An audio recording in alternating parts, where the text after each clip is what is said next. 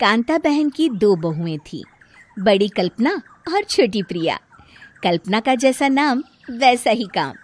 सारा दिन कल्पनाओं में रहती, ना कोई काम करती ना कोई धाम। अरे कल्पना बहू, जरा अच्छी सी चटनी पीस दे, आज कुछ मजेदार खाने का मन है। पेट में जलन हो जाएगी माँ जी बुढ़ापे में, और वैसे भी मेरा काम करने का वक्त शाम का है। अब प्रिया को ही बोल दो। मैं बना देती हूँ माँ चटनी। ऐसा बोलकर प्रिया माँ को चटनी बनाकर प्लेट में खाने को देती है कि तभी वहाँ कल्पना आ जाती है। अरे वाह चटनी, जरा चख कर तो देखूं, बड़े दिन हो गए, पेट में जलन हो जाएगी।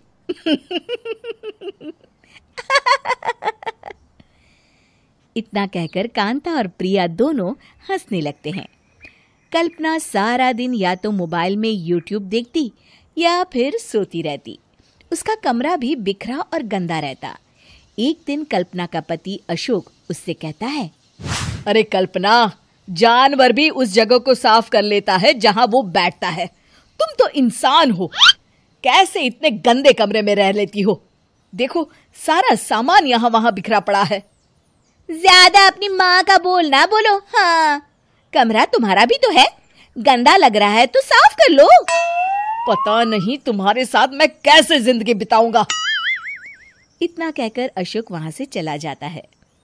कल्पना बस खाना खाने कमरे से बाहर आती और फिर से कमरे में चली जाती।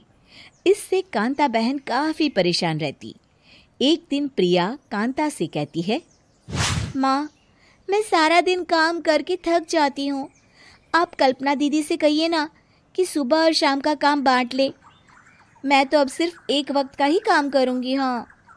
अरे तू वो भी ना करना, एक बहू तो कामचोर थी ही, दूसरी भी आ गई काम ना करने के बहाने लेकर।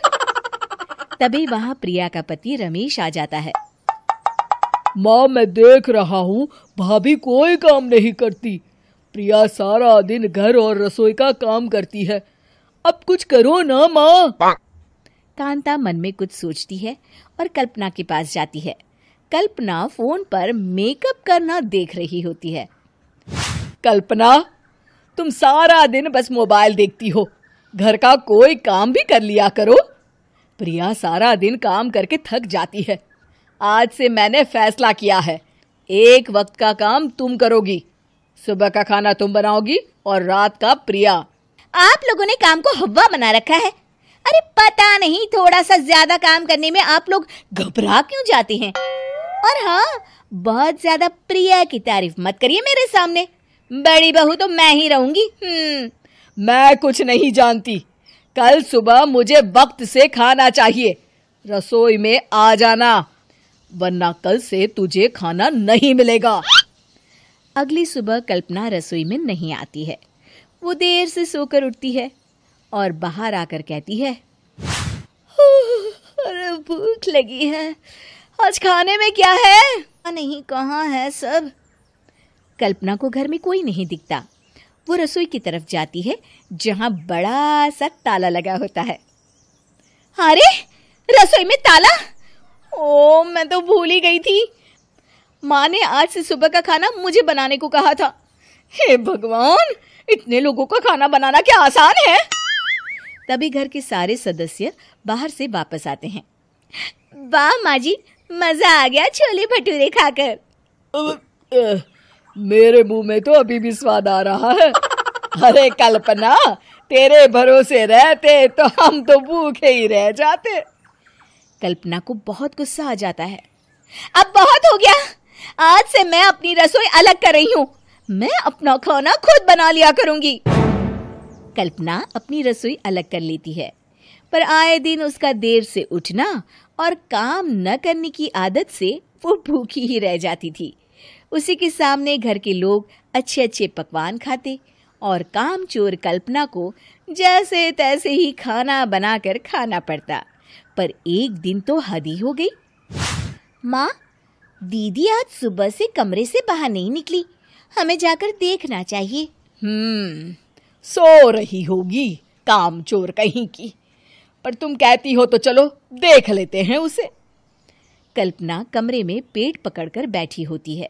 हाय मेरा दर्द, पेट दर्द के मारे मर रही हूँ मैं।